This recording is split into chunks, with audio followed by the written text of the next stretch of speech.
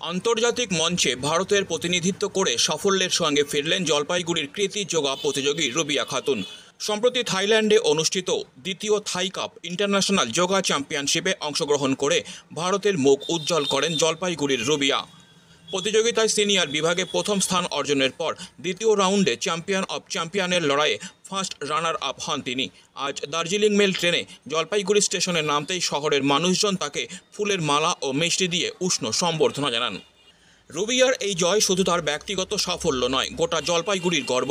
এর আগেও জাতীয় স্তরে বিভিন্ন যোগা প্রতিযোগিতায় অংশগ্রহণ করে তিনি একাধিক পুরস্কার অর্জন করেছিলেন। তবে আন্তর্জাতিক পর্যায়ে এই সাফল্য তার ক্রীড়াজীবনে এক নতুন অধ্যায় যোগ করল। সম্বর্ধনার মুহূর্তে আবেগঘন রুবিয়া জানান, এই সাফল্য আমার গুরু, পরিবার ও জেলার সকলের আশীর্বাদের ফল। সামনে আরও বড় মঞ্চে ভারতের জন্য খেলার স্বপ্ন দেখি। গত 26শে জুলাই থাইল্যান্ডের সেকেন্ড থাই কাপ ইন্টারন্যাশনাল যোগাসন কম্পিটিশনে পার্টিসিপেট করেছিলাম। যেটা এর আগে আমার ন্যাশনাল খেলাতে আমি ফার্স্ট ছাড়পত্র পেয়েছিলাম ইন্টারন্যাশনাল। সেখানে পার্টিসিপেট করার পর আমি আমার বিভাগে, যেটা সিনিয়র গার্লস বিভাগ, সেখানে আমি প্রথম হই।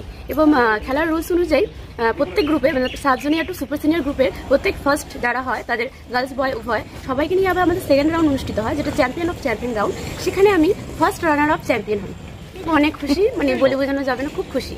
জেলার ক্রীড়া মহলে রুবিয়ার এই জয় উদ্দীপনার সৃষ্টি করেছে। তাকে ভবিষ্যতের আন্তর্জাতিক যোগা তারকা হিসাবে দেখছেন অনেকেই।